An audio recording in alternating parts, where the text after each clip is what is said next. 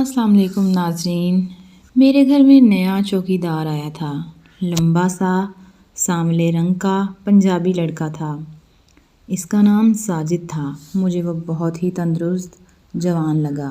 میں نے سوچ لیا کہ اس پنجابی لڑکے سے تنخواہ کے ساتھ ساتھ اپنا مطلب بھی حاصل کر لوں، لیکن پہلے یہ ضروری تھا کہ میں چیک کر لوں، کہیں ایسا نہ ہو کہ وہ میرے گھر میں کسی کو بتا دے یا کسی نوکر کو بتا دے جو بعد میں میرا بھانڈا پھوڑ دے۔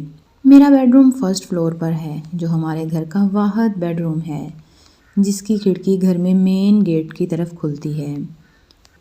باقی بیڈ روم دوسری طرف ہیں، ان کی کھڑکیاں لائن میں کھلتی ہیں۔ ایک چھوٹا سا کمرہ ہے جہاں ساجد آرام کرتا تھا۔ میرے ابو اکثر رات کو دیر سے گھر آتے ہیں، اس لیے جب تک وہ گھر نہیں آتے تھے تب تک ساجد چوکنا ہو کر گیٹ پر بیٹھا رہتا تھا، تاکہ ابو کو زیادہ دیر انتظار نہ کرنا پڑے۔ ابو گھر آ گئے۔ ساجد کو اس کا پتہ نہیں تھا، وہ ابھی تک گیٹ سے اندر اپنا کوٹلی کے باہر بیٹھا تھا۔ اس نے گارڈ والی یونیفارم پہن رکھی تھی اور کوئی اخبار پڑھ رہا تھا۔ میں نے اسے آہستہ آہستہ گرم کرنا چاہتی تھی۔ اس کے بعد وہ اپنے کمرے میں آ گیا۔ میں بھی کھڑکی کے پاس آ کر ٹہلنا شروع ہو گئی۔ میں کھڑکی سے کافی دور ٹہل رہی تھی، پر میرا اندازہ تھا کہ ساجد کو لگے جیسے مجھے نہیں معلوم کہ میں اسے نظر آ رہی ہوں۔ میں نے چھپ کر دیکھا۔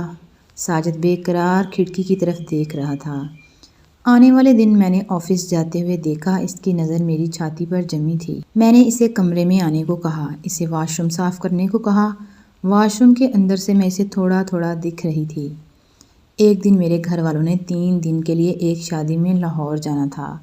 آفس کا بہانہ بنا کر میں رک گئی۔ ایک دن صبح صبح میں نے ایک بالکل باریک ڈریس پہنا اور اس کے پاس جا کر اسے بازار سے کچھ سامان لانے کو کہا۔ اس کی نظر میرے وہاں پر جمی ہوئی تھی۔ میں نے اسے میرے بیڈ روم میں لے کر آنے کا کہا۔ اندر چلی گئی۔ بیڈ روم پہنچ کر میں نے اپنے بیڈ پر آ کر سو گئی۔ میری آنکھ لگ گئی۔ اتنے میں دروازے پر دستک ہوئی۔ میں نے کہا آ جاؤ ساجد۔ میں نے کہا آ جاؤ۔ ساجد اندر جیسے ہی داخل ہوا اور مجھے بیڈ پر سوتا دیکھ کر وہیں رک گیا۔ میں نے اس سے کہا اندر آ جاؤ۔ میں اس کو دیکھنے لگی۔ میں نے مسکرا کر کہا سامان میز پر رکھ کر بیڈ پر آ جاؤ۔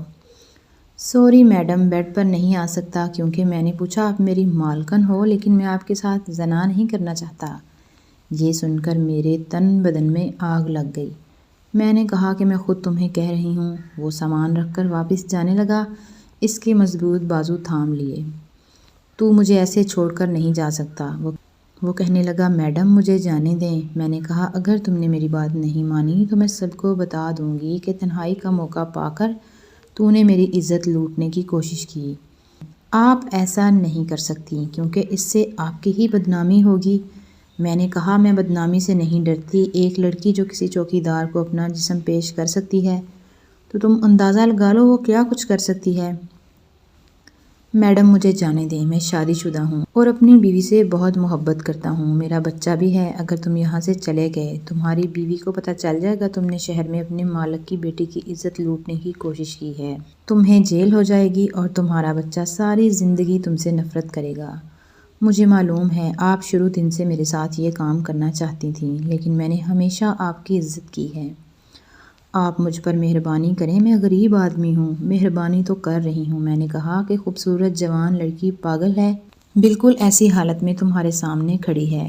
اگر تم یہ کر دو گے تو میں اتنا دے دوں گی کہ تمہاری 7 نسلیں بیٹھ کر کھائیں گی۔ اس نے مجھے دھکا دیا اور بھاگ گیا اور میں اپنی حسرتیں لے کر بیٹھ گئی۔